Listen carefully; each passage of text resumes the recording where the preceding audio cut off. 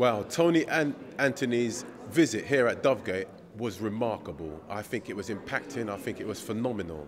I think that particularly because of the way he presented the gospel message, it was just so simplified and so realistic. Because I can remember going to church and listening to ministers speaking about things like propitiation, and I always wondered what was propitiation. But I wouldn't ask anybody what it meant, I was too embarrassed.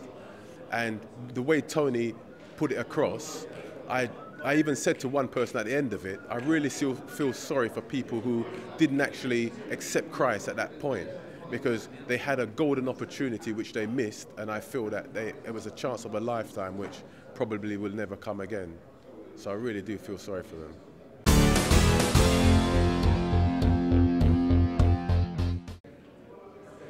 After Tony Anthony's visit, when we went back to the wings, I spoke to two people. The first one basically said that he was a person who deals with martial arts, and he'd never heard of Tony Anthony. But what he said he'll do was to read his book, and then he'll make a decision after reading the book. Another person who actually is next door to me, who really surprised me because he actually accepted Christ. And he's saying to me, he's really excited, and he's saying, "Oh, you got to teach me about the Bible, you got to help me sort things out." And I said, I'd be just too happy to do that. So I'm quite excited with this person as well. And his name is Joseph, actually, and he said when he spoke to one of the missioners and he said his name was Joseph, she gave him a big hug. And I said, "Do you know why?" And he says, "No, 'cause I said there's a character in the Bible called Joseph." And he said, "Is there?" So I got all the parts from Joseph from Genesis, and I've sort of highlighted them for him, gave them to him, and he said he's going to read about the life of Joseph.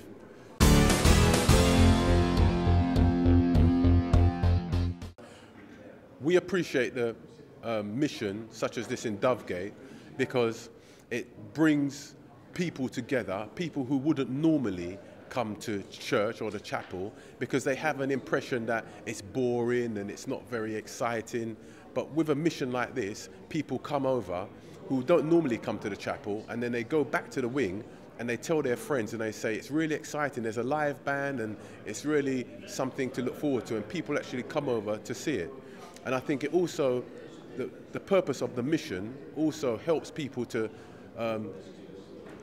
sort of keep within the rules and regulations of the prison because they like it and they want it and they want to come back. And so I think that it's probably having an effect on disciplinary issues as well.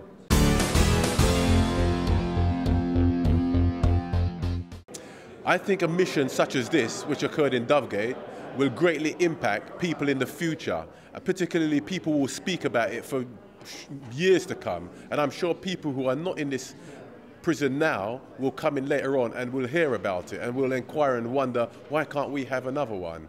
I'm sure that it's brought a lot of people to Christ, and I'm sure that it's changed characters, and I'm sure that the work of Christ will continue in this prison because of the mission.